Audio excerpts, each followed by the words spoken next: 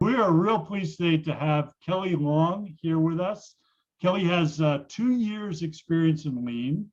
So we're glad to have her here. So most of her experience is in Lean Six Sigma, specifically in HR or human resources. Okay, so kind of nice. We're talking about Lean Six Sigma in the sphere of people, which is always nice. So currently she's a black belt with Ernest and Julio Gallo Winery. So Kelly, welcome. Yeah, thanks for having me. Yeah, well, thanks for being here. So I'm gonna change my view in here into speaker view, so I see your face here a little bit bigger. And so Kelly, I shared with you some questions up front, and I'm going to point out to my students, I could ask questions all night, right? You've sort of seen how we interact with other Lean celebrities, but I'm going to encourage you to also chime in the chat. And if you have a question for Kelly, we'll switch over to you, get some other voices into the mix here. And by the way, too, my questions are, I've got a little standard script and format. If somebody wants to beat me to one of my known questions, I won't feel hurt or upset with that. But Kelly, good. So Kelly, tell us a little bit, like black belt at E&J Winery. What does that do? What is your job? Yeah, so when we try to describe it to somebody who maybe doesn't have a background in Lean Six Sigma or kind of understand these terms, we really talk about it as a project manager who facilitates problem solving for our organization.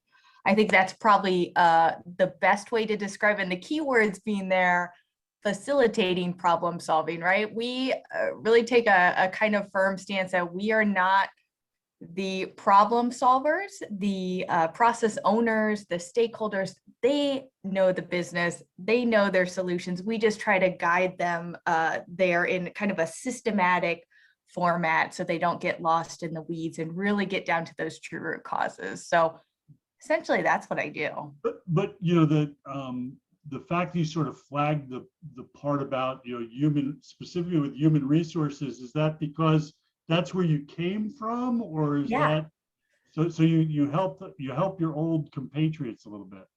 Yeah, exactly. So I have kind of an interesting journey. I consider myself kind of still a student of Lean Six Sigma, so you guys might have a better grasp on some of these key tools than I do. I've really only formally been studying Lean and Six Sigma for about 2 years, because prior to that, my entire career has been in human resources. I joined Gallo about 7 years ago as an industrial relations representative, kind of being a liaison with our unionized workforce and our company, kind of serving as that. I like to think of myself as a diplomat between the two groups and making sure we come to a common cause. And when I joined, the team I joined was the warehouse there, and they were in the midst of their 3rd year of a lean transformation journey, trying to embed kind of lean principles into their culture.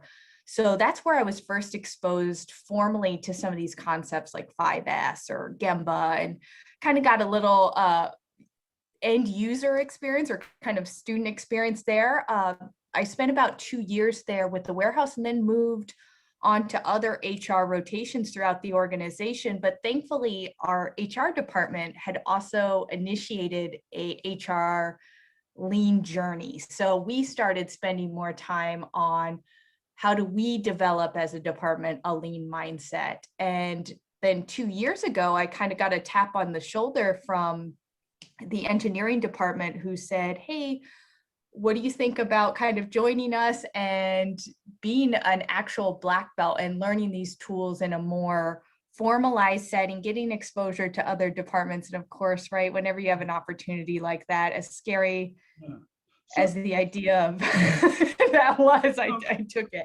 Kelly, hearing you say that, I've been in sort of similar situations where I'm doing a Kaizen event, right? And it's with a new department or area. And I'm always, looking for that person with that light in their eyes, the kind of little, okay, this person seems to be get it. They seem more engaged with it. Was that sort of the case? So they had seen you interacting in previous lean events or activities and said, boy, Kelly looks like she's kind of got the mojo to do this stuff. Is that? Yeah, I think, and I might be skipping way ahead in some of the things we want to talk about, but I think like lean is about being curious and humble, right? Yeah. And I'm definitely curious. I like understanding the why behind everything. So I would always ask questions about that. I would never, I wasn't the first person to raise my hand and share my opinion. I was the first person to raise my hand and say, but why do we do that? Or what are we doing here? That was usually my question. What's the point of this? And I think those kind of questions really get down to the foundation of lean, right? Yeah, And they kind of recognize that. So yeah, so the lean leaders are okay. She's our kind of people, right? She's challenging the process. She's questioning, what we're doing. So yeah, I appreciate that. Well, it's super. Yeah, and I would, 2 years when you're sort of formally started on it, but sounds like you were sort of in the mix there for a little bit longer than that, right? Yeah, and I'm sure you guys can probably feel this too. A lot of it's intuitive, right? It's not rocket science. The tools can be difficult to grasp, and there are very tactical, technical things you have to learn, but it's pretty intuitive on a principle. So I think I was just acting on that intuition, and they saw an opportunity to kind of develop some of the more technical side. Right. So maybe Kelly, can you share with us your current lean challenge or something working about? And I'm intrigued by the graphic behind your head at some point. I don't know if that works into the story at any point in time, but it's nice to see that sort of stuff up behind you. Yeah, so this is my Gemba, right? You guys know just as well as I do that we've been all kind of working in new environments or studying from new environments. So I don't get to go into the office as much as I used to. So my kitchen wall has become my new whiteboard for mapping out my lean journey. So yeah, I can definitely talk about this one because the reason it gets the prime real estate, it's my favorite project. So, so the question is, what am I current lean challenge, right? Yeah. Like what's the current big project or hot project you're working on? Yeah, so I have quite a few, but I'm going to be a little biased here and give you guys a little bit more background. So another reason I kind of was intrigued by lean and these Six Sigma kind of tools was one of the core principles, right, is about respecting people. And I think that's why I got into HR to begin with. So I've always when I first learned about that back in my very first introduction, that's always kind of stuck with me. And I think that was another thing that I brought into our engineering department, right? Not a traditional background for somebody to join as a black belt. It's certainly been difficult for me, but I really enjoy that idea of how do we think about lean behaviors and respecting people using the tools that we have. So one of my big challenges right now is we are trying to embed, similar to what I did, right, in my HR lean journey, we are trying to embed kind of lean ideas, lean concepts into people's everyday work. So I am piloting a lean journey with our legal team. So they've never done lean before. So I'm piloting it with a contract admin team. So very small 8-person team. And we're trying to develop kind of this lean mindset. It's our first year. And from there, we will see if we want to kind of roll it out to the larger legal team. And it's about how to get their processes, how to improve their processes. So a little bit of office lean, which is really fun and kind of in my wheelhouse more so than the manufacturing idea. Right. Well, that's really cool. Yeah, and just I don't know if we want to have an offline sort of conversation. I know that our first lean celebrity this summer was Bo Keat, and I know that not this year, but in previous classes, he has talked about working with some company, essentially a legal firm where they were trying to implement lean. So I think there's people out there trying to push that thing forward. And it's always nice for lean folks to connect with each other, because one of the things I like about lean is how open we are to sharing. And I learned this, and what did you learn, and can we learn from each other? It's real nice that way. For sure. Yeah, that'd be great. Yeah. So lean success story. So that sounds like your current challenge. Now I want to move to either like a success, or as lean practitioners, we know sometimes we learn a lot from the failures, maybe sometimes more from the failures than the successes. But is there some success story or failure story you want to? Yeah, I think we'll start by making me look good, and then we'll talk about, then I can be humble and share where I've failed and the lessons I've learned from that. So one of my projects earlier this year was kind of an interesting one. I have an interest in kind of learning some of the more technical things, because I think through my HR background, I've got a pretty good grasp of some of the soft skills associated with lean facilitation, lean leadership.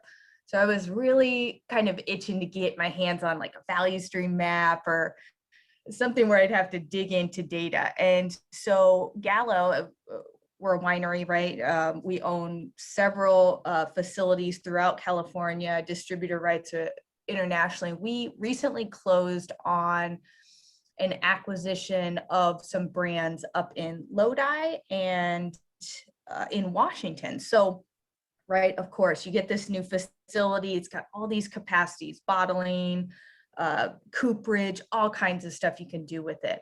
So the team that absorbed was really excited to get their hands on all those tanks and capabilities. And they were just like, okay, how are we going to utilize this facility? And they asked Lean to partner with them to kind of come in and really figure that out, right? So first day, right, when they have kind of a vague statement like that, yeah, how do we optimize this new facility we have? It's like, oh man, I don't know if that's a great goal statement. Like what's I have a problem too with optimize. I don't know what that means, right? So, exactly. Yeah. So, knowing that my strengths were in kind of just being curious, asking questions. I was not the expert in the room, and always being aware of that, right? I just kind of like went back to the principles and just kind of continued to push. This very senior leadership team was very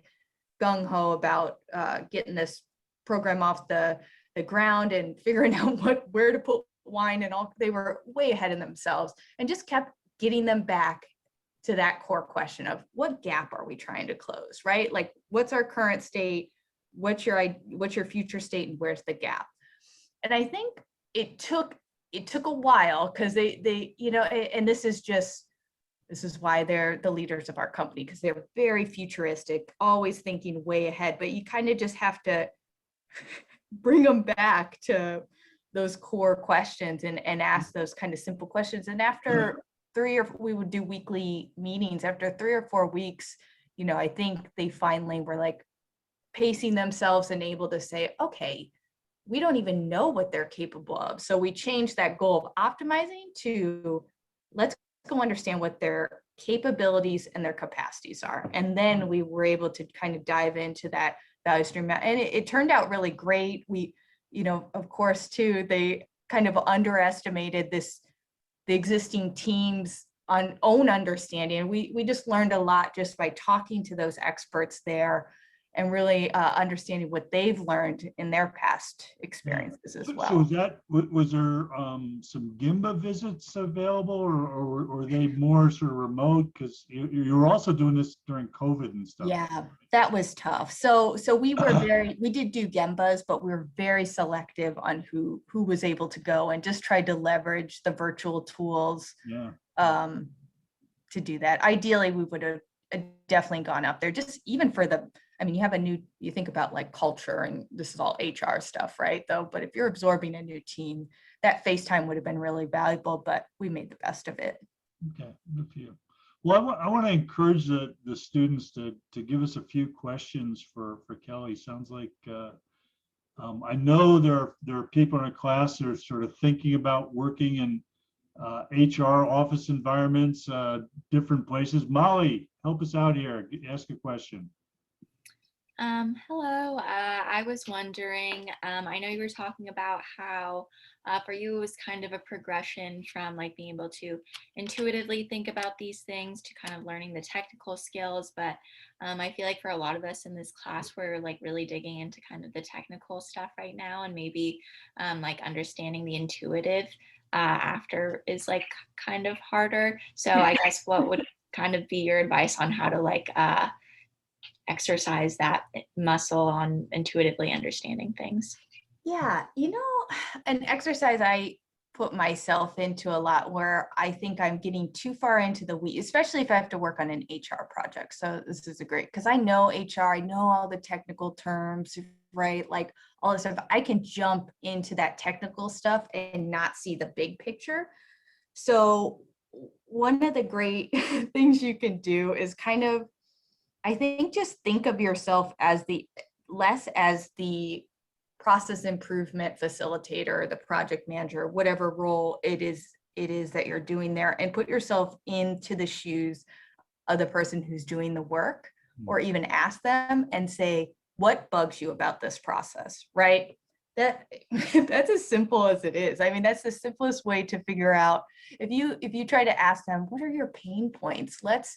Let's figure out the failure points in your current state process map. Like you'll see the like eyes glaze over, right? It's just, if they don't know that language, but if you ask somebody, hey, what bugs you? What would you change if you could? Just asking these like everyday person to person type questions like that, I think really help you get a better answer, and, B, kind of get yourself back to a true north of like, what am I really doing here, right? I have the same problem. I like will skip right to the tools without really making sure I understand like intuitively what's the problem. Does that make sense, or is that helpful? Yes, thank you. No problem. Thanks, Molly. Yeah, thanks for that question, Molly. Yeah, I think, on the soft tool side, if you want some place specific to go, like empathy, right? Really learning how to listen to people and getting them to open up, about what their challenges are is a wonderful tool. We don't spend enough time on that. Nicole, you've got a question. Yeah, thank you. Thanks for being here, Kelly, and for speaking with us. My question, it's super interesting to me that you have like an HR background and then went into Lean.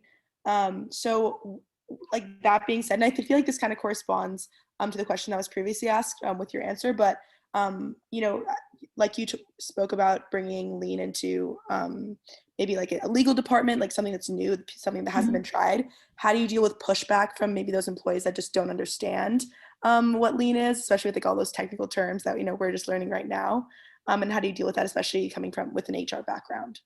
Yeah. This is oh man, you almost wish you could preserve your memory before you knew any of the like technical terms, right? Because that's the way that everybody else thinks.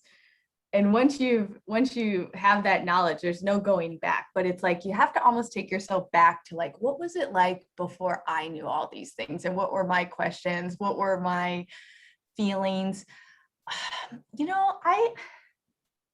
It's tough. Like pushback is inevitable, right? At some point. I think the number one fear is the misconceptions about Lean, right? People think like, oh, it's all about finding efficiencies and therefore eliminating my job. That's like their mind just goes there, right? And so it's not maybe not calling those out, but understanding what the hesitancy they have or the apprehension they have, and then figuring out a way to make the connection. And I think I was listening to like a podcast recently because I'm kind of really curious about a lot of the things that are happening in the world, right? And why people are outraged about some things and other things they're not. And there was a great point about like people respond to things that they connect with emotionally, right? So it's about, I think that applies in any kind of resistance. So having those voice of the customer interviews with the people who you're working with and really just talking to them on an everyday level.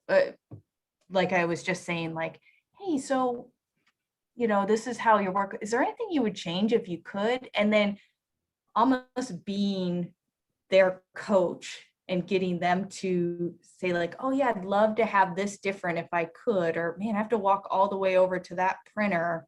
Be great if I didn't have to do that because that adds whatever, right? There's all kinds of things they'll come up with. People love complaining about stuff, and taking that and kind of leveraging it by saying, oh, I think there's some tools that could help us with that, and just kind of, again, facilitating them through the problem solving as opposed to just presenting a problem, or I'm sorry, a solution. Does that, sorry, Yeah. that was a long-winded one, but. No, that totally makes sense. Thank you. Yeah, it's so much better. Well, I guess better is a relative term. It's so much easier to have people implement their own solutions, right? As Yeah. opposed to the ones you're pushing on them, right? So you need to Yeah. facilitate them to find their way to the solution. And that's one of the things, I think one of the real powers and things I love about Lean is the involving people in the problem solving, right? Mhm. How can we involve them in it, right? It's important. Let's see, any other questions from students at this point? Okay. Well, Kelly, I really enjoyed our chat, and I'm so glad you signed up. I know, for maybe just sort of as a wrap up thing. So, Ernst and Julio Gallo, they're big into Lean Six Sigma. They got looks like a stable of black belts that are sort of working on things that you're probably like the third Gallo black belt I've Yeah. talked to and stuff. But it's real good to be able to talk to you guys. You want to talk a little bit about your organization or how you're sort of set up, or how Gallo's approaching this? Yeah, absolutely. So for anyone who doesn't know, right, we're kind of the world's largest winery, still family owned, which is really exciting. It's a big, when you're looking for an HR job, working for a family is great because they they treat their employees like extended family. So if anyone is interested in HR, I highly recommend that experience. It's quite nice. So we just celebrated our 10-year anniversary of beginning our overall Gallo Lean journey, and it looks like we're continuing to expand in that department. We're trying to go after Shingo certification, and that's a long journey, but we're working towards it. That's why we're kind of doing all these little pilot Lean journeys to really embed it into the everyday culture. So yeah, if anyone has any questions about Gallo or interest in it, I know we have a heavy presence there during recruiting season at Cal Poly, so you'll probably see our booth there. If anyone's interested in HR, do not hesitate to reach out to me. I'm very passionate about it. I like it. It's not always a popular department choice. I don't think a lot of people think about the capabilities that it has, but it's really great, and there's a great overlap with Lean. So feel free to reach out with any questions. Sure. Kelly, I don't want to put you on the spot or how brave you are, but if you wanted to type your email address in the chat, that would be a sort of good direct thing, because it's always nice too that the students that are attending the 36 we have about 50 total in the class, but these are the ones that care, and they're the ones that show up, right? And I think that's a great sort of respect for people, HR principle, right? Just be the one that shows up. Yeah. So, all right. So, let's see. So as we exit then, Kelly, so you've got your opportunity to influence the next generation of Lean leaders that are coming out. One way I like to think about what we're doing here at Cal Poly, along with other universities across the country, this is the first generation of college educated, Lean leaders who are actually taking a course in a university to learn about this stuff. But what advice would you have for them, as they start out on their journey? Man, I think the biggest thing, and I have to remind a lot of my coworkers of this a lot, is just don't forget that second core principle of respect people, right? It's very easy to dive into the tools and really master those. Those are easy to master. People are extremely difficult to master, but that's why it's so fun and challenging, because it's like a never-ending puzzle. But don't lose sight of that, right? Always think about how how you would feel, I guess, if a change was coming to your life, your work, something maybe you've known for years and years and years, and suddenly somebody wants to come in and change it, and there's this black belt or somebody coming in and telling them that, hey, the way you do it isn't great, let's fix it. That doesn't feel good, right? Not a great change management message. So really thinking at the very beginning about how to engage people and how to respect people in that process and bring them along with you in the solution is key. And easier is so easy to forget. So Yeah. Well, Kelly, thank you for that wonderful advice. And once again, I appreciate your being here with us tonight, and I hope to see you in the future. You're now on my list of celebrities to invite every quarter, and you have to rush to get on the sign-up sheet. Otherwise, you don't get the really good weeks and things. But thanks for doing that. So as a goodbye gesture and a good way to wrap up the video, I turned on the gallery view here. If everybody would just sort of, pop on your video, give Kelly a little Cal Poly Zoom wave here as a thank you. Thank you for this, Kelly. I really appreciate it. Okay, take care. no problem. Good luck, everyone. All right, bye-bye. Take Thank care. you.